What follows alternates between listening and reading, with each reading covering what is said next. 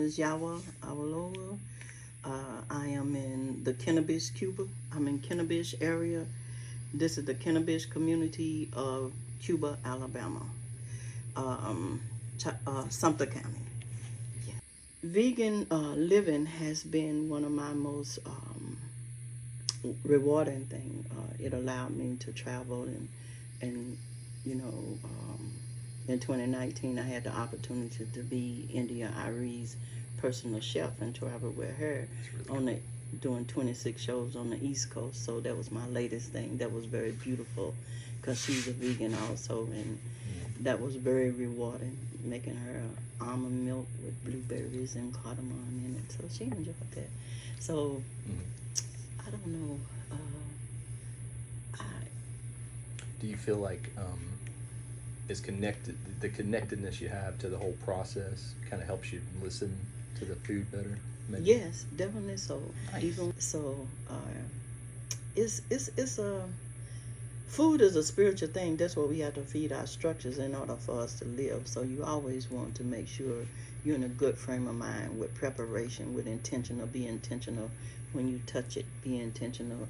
I always say, go ahead and give something back to the ancestors, because they're gonna take either that first piece of food or that last piece. That's right. I ain't lying about that. That's you right. know it's gonna happen. You be like, that first piece you're gonna drop it, or either it's gonna be that last piece is gonna drop to the ground all the time. Absolutely. So I used to do backstage catering a long time ago. Uh-huh. So I done catered Bonnie Raitt, B.B. King, Bobby Blue Band, Carlos Santana. My favorite, Bob Dylan. Oh, They wow. said Bob Dylan hadn't ate catering in 20 years till he ate our catering in Asheville, North Carolina at the thing. And they was out running around the Coliseum. Dylan eating catering. They was like, you lying. And they was like, no, Dylan eating catering. The lighting people, all his people came to look, and he was telling me what he wanted. I want this and I want that. And I was like, okay. So I fixed him a night. He said, you can put more on there. And later on, before he went on the show, I said, so Bob, did you enjoy it? He said, yes, I did. So that was like the most phenomenal thing, that Bob Dylan ate our food. Because they said he had eaten catering. He never eat catering. That's what they said. According to what I was told, this was my aunt married Theodore Waters, and his family. And according to the parent, Grandpa Moses gave each of his children X amount of, he gave them like 11 acres apiece. That 11 acres here, 11 acres there, you know, all over the place. So this was Theodore's part. So my aunt married him, I think in whatever time. She was born in 1905, and she said she got married when she was like in her early 20s. Okay. So whatever year that was.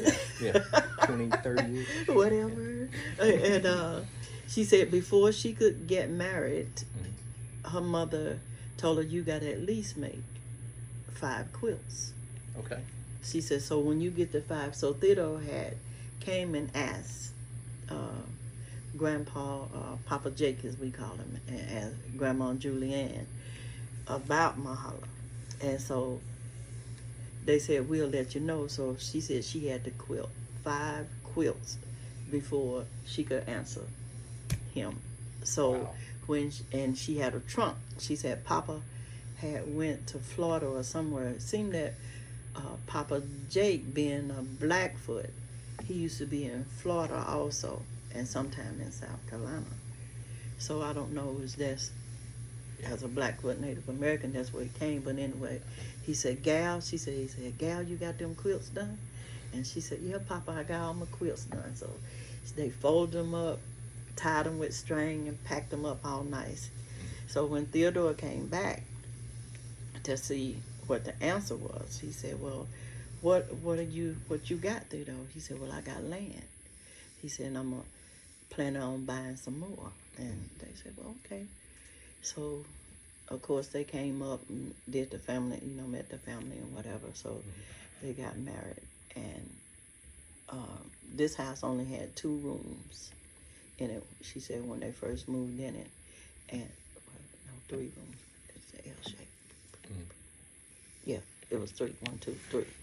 But the smart thing that the elder did, they did a back-to-back fireplace so she was able to stay warm.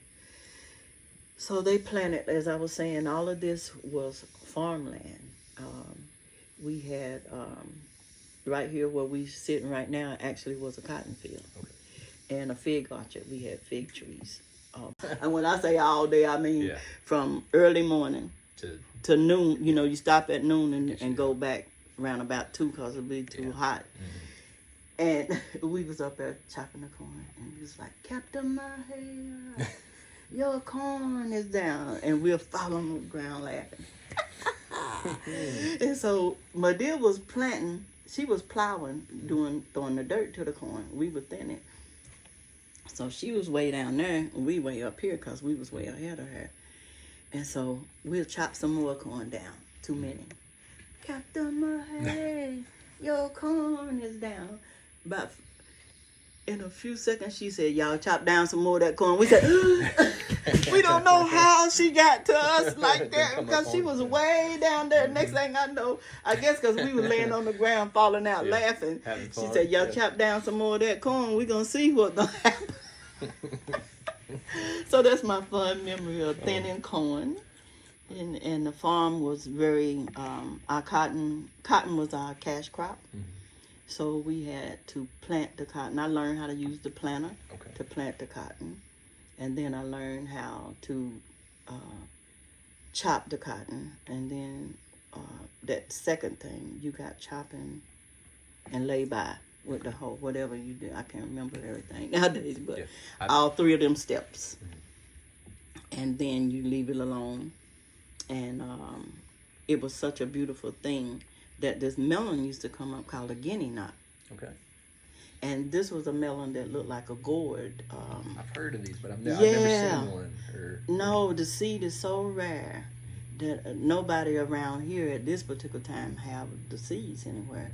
But it grew just by itself, and you could pop, like that's how we used to do it in the fields and drink from it like that, scrape that juice up out of there and keep drinking.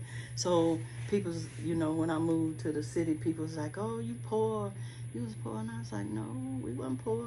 I was like, we didn't have to buy food. They was like, it's because you was poor. You couldn't go to the store. I was like, what? What you talking about? I ain't have to go to the store. I said, we had our own peaches, plums, pears, apples. The land provides. Yes, everything. So we, I learned to plow. I know what G and H is. You know what that is? Absolutely. I know it.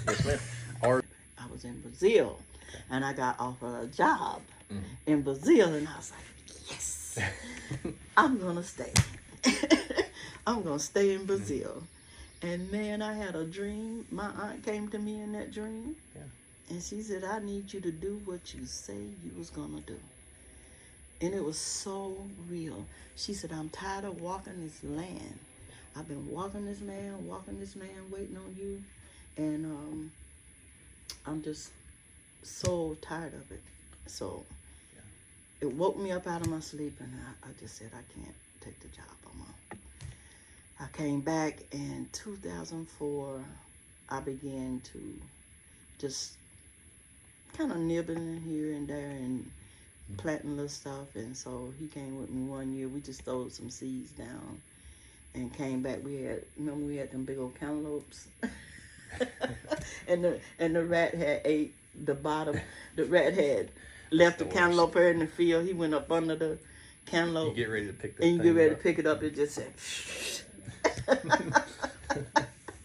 and the grass had grown, but we still had cantaloupe, cucumbers. It was amazing that stuff grew. It was like, well, somebody always, speaking of me, somebody asked me about some herbs. I gotta send them back information. People, for some reason, they feel like I have the knowledge to help them move along to another space and times with their health and other things. And I was telling a young lady, she said, well, I ain't got no till or nothing. I said, girl, you got your heel. That's right, yeah. She said, what? I said, take your heel, bust that ground, hit the saw, put that seed down there. I said, and take your hand and just pull that grass up around, pull that over there, and mark it with something so you know that's where you plant something. I said, if you got that kind of soil. If not, I said, spend $19.99 on a hoe. It's man, picking that 100 pounds, you would have thought I won $1 million. You know how light cotton is. So you really got to stuff. And we use croaker sacks, as they call them. What's the proper word? Burlap. Yeah. So I had my little burlap sack. And that morning I picked 56 pounds. So the lady's like, you can do it, you can do it. You can get the rest in the evening. And that evening I got them man, it seemed like, whew, getting that 44 pounds, man, I was like, I don't know if I'm But when they weighed my sack up, it was 44 pounds. I was like, yes, I did it. Absolutely. 100 pounds of cotton. And the ladies was like, yay. And they sung this song and they clapped. Dun, dun, dun, dun. And we used to have these, you know, I guess it was aluminum cans that the gallon of syrup used to come in with that little handle. Wait a minute, you might be too young. I may be too young. Yeah, you too young. I'm not sure. Well, they had these tin cans. Like a paint can kind of? Yes. Okay. With a handle. Just a little spout? No, they didn't have a spout. It just had a handle, and you had to pry. Okay. But we used to, we had electricity, and we had a deep freezer, as they call it, that chest kind. So my aunt would put the water in a tin can and freeze it, 2 or 3 buckets of that. And then we take it to the field with us and set it in the coolest place out in the wood, and it would dissolve. So as you working, you had cool water to drink. And so they was like, give her a dip of water. And it's amazing how everybody drunk out of the same dipper with no problem back then. You put that dipper in that water and you drank, you pass it to them, you drank. You know, that's just how it was. Alabama story. I did public research with them. Because usually they were saying that they just write the paper. But this time, I wish I could think of the big top man over the whole department. But I can't think his name. But he said they had to do boots on the ground. And so that's when that was created. So Deborah, myself, and Darlene, we named our program Home Sweet Home. And so we usually had 60-something people every time. And then when we came to Sumter County, my 2 grandsons were down here helping me on the farm. And so they had to go, they helped us up there.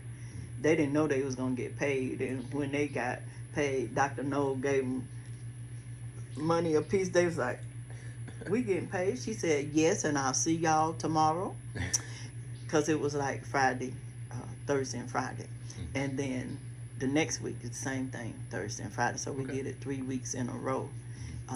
It took us 3 years to get all the research in, and because the families had to fill out papers and stuff like that. But you probably could look it up.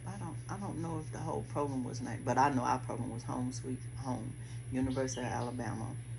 And if you look up Dr. Pamela Foster and have a talk with her, she could tell you.